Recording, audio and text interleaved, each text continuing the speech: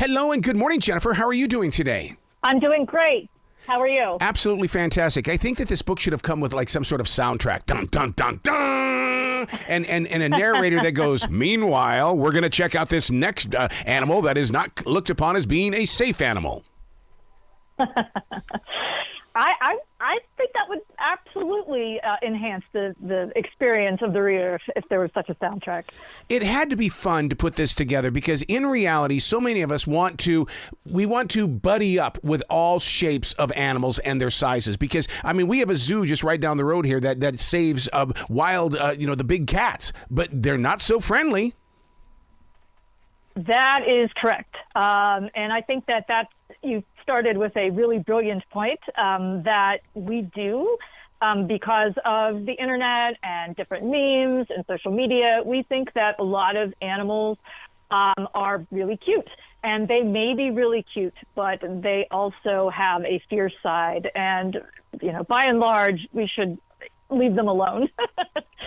Well, see, I feel the same way about the deer that are in my forest here in South Charlotte, North Carolina. I mean, those bucks, I swear that they want to come up and kick my butt is what they want to do with that rack on their head. And it's like, okay, I respect you. You do what you got to do, but please don't attack me. That's correct. They need and they deserve their space. And should we decide to intrude in that space, a lot of animals will absolutely come after you and remind you that they need to have that bit of territory for their own. Yeah. I thought the crocodile was just a U.S. kind of thing, only to learn that, they're in the Nile as well? Oh, yes. Yes. The Nile crocodile is actually one of the more fierce reptiles that lives on our planet. All of the crocodiles, I would definitely leave alone. I would never bother any of them. But yeah, the saltwater crocodile is definitely right up there. That's one of the things that when you walk through Charleston, you go back into some of the parks and things like that. I mean, they've got signs that actually say, "Watch out and be aware of the alligators." And that just you sit there and you think, really, is this a movie? What's going on? But this book really does identify with a younger generation that, hey, look, you got to pay attention wherever you go.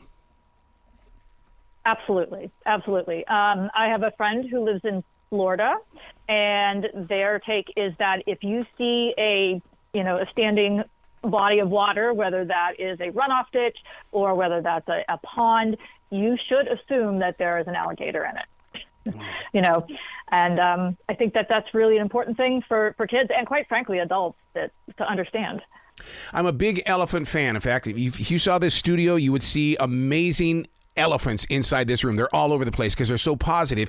And yet I'm learning in this book, the elephant roar is not exactly your best friend. No. If you hear an elephant roar, you are in trouble. Yeah. So again, that's another animal that we tend to,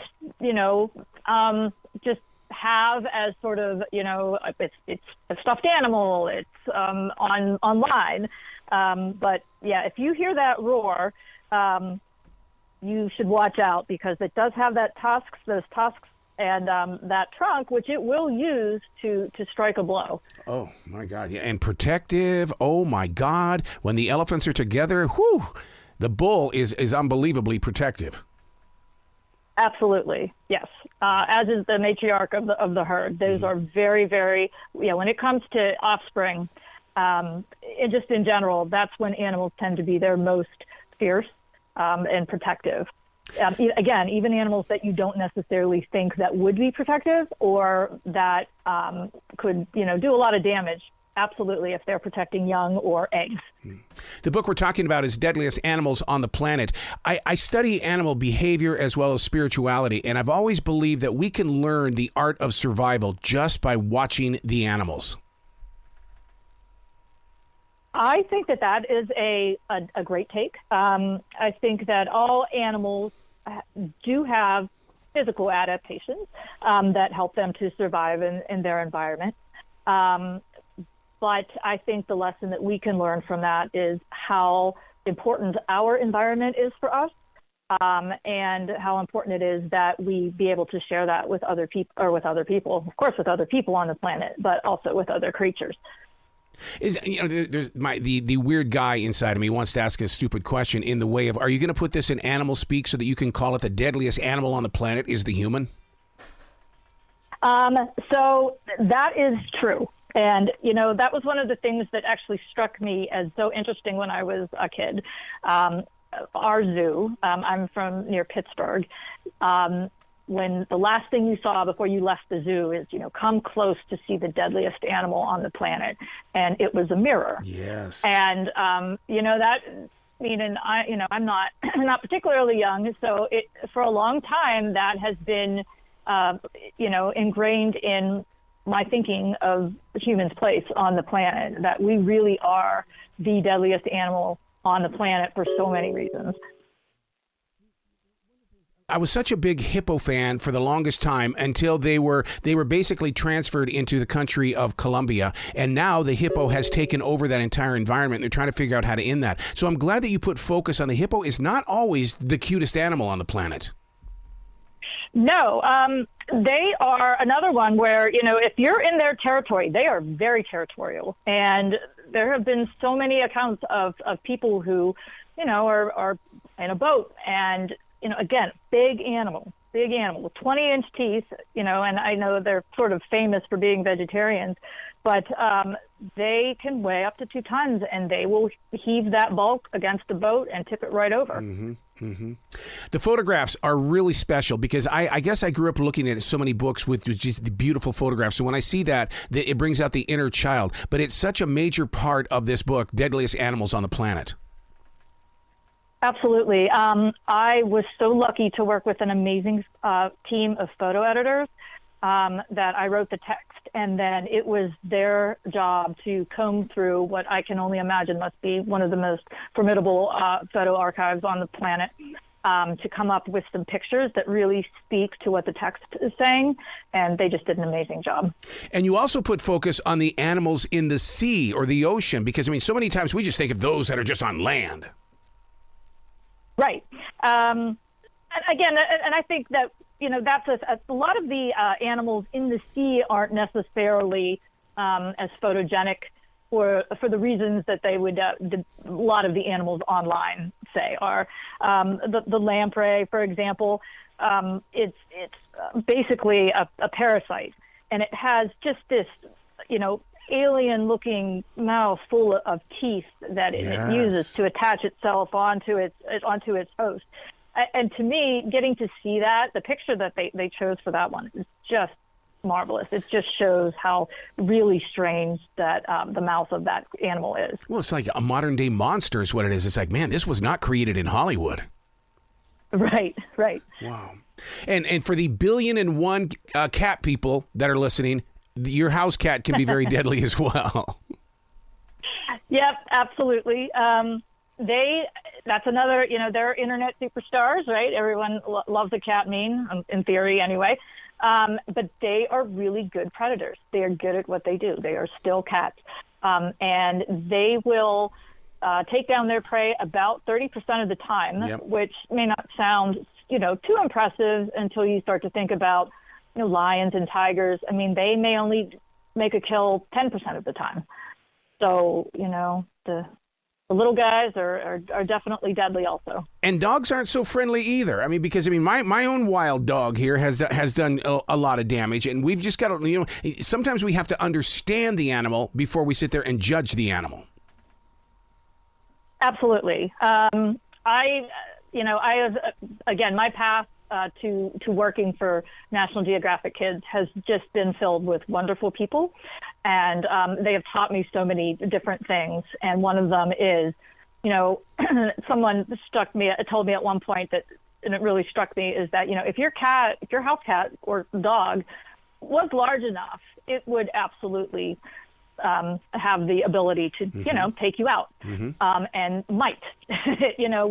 We tend to trust animals, but that's not a perfect system for sure. Wow. What is the fascination with the eel? And the reason why I bring that up is because if you go and you see these gigantic aquariums, the eel is always part of it, but they're not so friendly.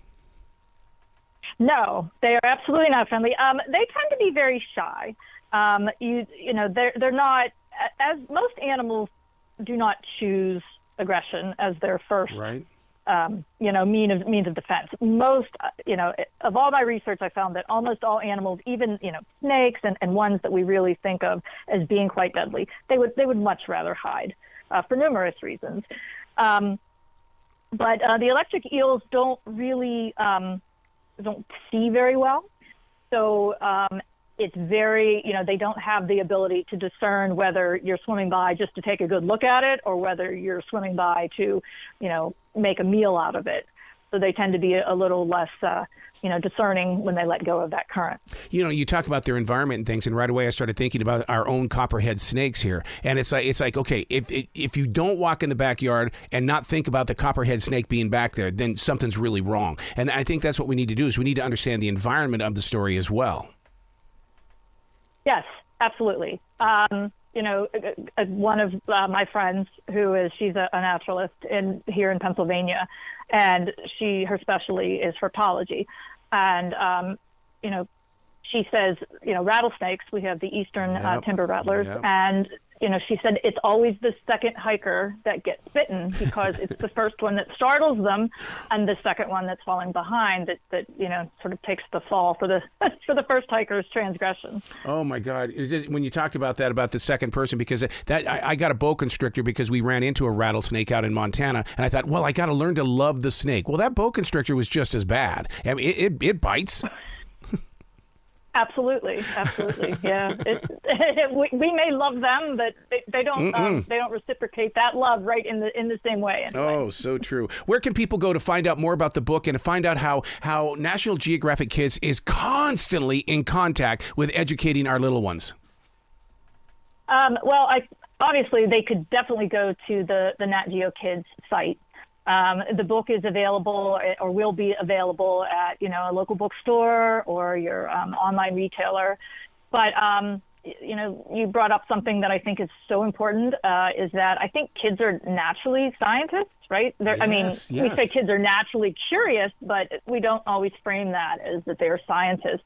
And I really think that they are. Yep. And just by turning back a question on them, kids go through a why phase, but asking them questions that start with, well, why do you think this? And why do you think that? Yeah. And then figuring that out together. I mean, to me, I think that really encourages kids to keep that natural curiosity as they grow.